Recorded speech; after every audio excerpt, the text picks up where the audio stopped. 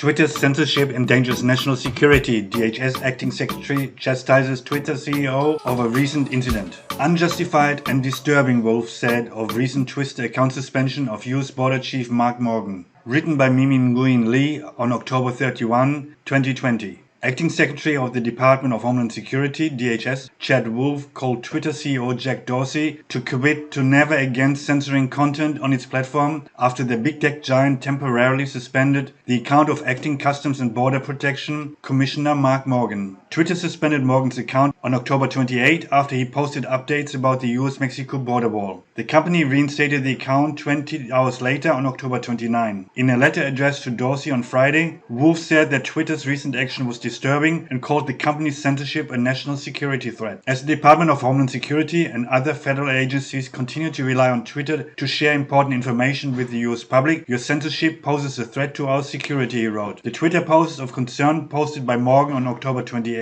had a video of the progress of the wall along with the message, CBP and US Army Corps of Engineers continue to build new wall every day. Every mile helps us stop gang members, murderers, sexual predators and drugs from entering our country. It's a fact. Walls work. Twitter's moderators removed the tweet from public view and emailed Morgan saying, "You may not promote violence against, threaten or harass other people on the basis of race, ethnicity, national origin, sexual orientation, gender identity, religious affiliation, age, disability or serious disease." The acting commissioner's tweet did none of these things. Read it. Watch the video, Wolf told Dorsey in the letter. He also called Twitter's action unjustified, adding that the tweet is supported by data. Whether you know it or not, CBP guards the front line of the American homeland. CBP repels and arrests thousands of violent criminal gang members each year. CBP rescues young girls who are forced into cross-border sex trafficking. CBP intercepts dangerous drugs and contraband, including enough of the opioid fentanyl to kill every man, woman and child in the United States several times over, Wolf asserted. CBP fulfills the United States' most obvious and essential law enforcement and national security responsibility to the people of our country. Your company may choose to be ignorant of these facts, but it is no less censorship when you choose to suppress them. There was no reason to remove Mr. Morgan's tweet from your platform other than ideological disagreement with the speaker, he added. Such censorship is disturbing. Morgan's suspension had come on the day that Dorsey and other big tech CEOs faced questioning during a Senate hearing to discuss reforming Section 230 of the Communications Decency Act. The Section 230 provision shields tech companies from liability for content posted on their platforms while letting them moderate content, including on political discourse. Republican lawmakers used most of their time during the hearing to accuse the companies of selective censorship, while Democrats primarily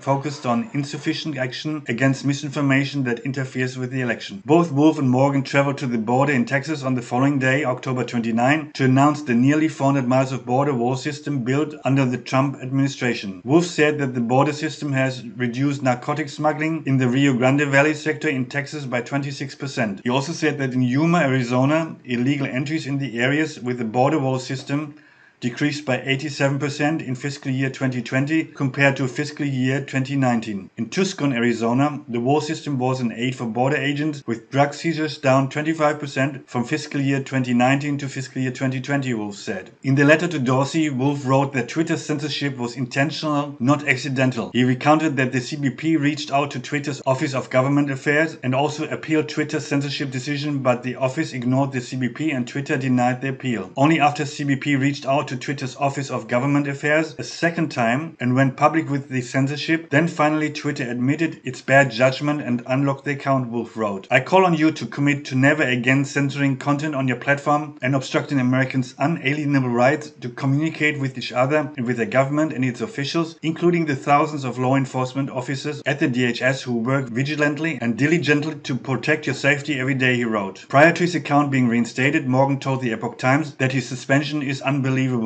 Twitter is out of control in their clear bias against this administration and their blatant censorship of anything that may go against the policies of those who sit in cubicles in Silicon Valley, he followed up in a statement. Wolf's letter to Dorsey came the same day Twitter decided to unfreeze the account of the New York Post. The outlet was unable to post content on its Twitter account since October 14, after it shared stories about alleged overseas business dealings of Democratic presidential nominee Joe Biden's son, Hunter Biden. Twitter had stipulated that the outlet had to delete the original Biden Twitter post before being about to tweet again, before changing its rule on Friday. Twitter did not immediately respond to requests by the Epoch Times for comment.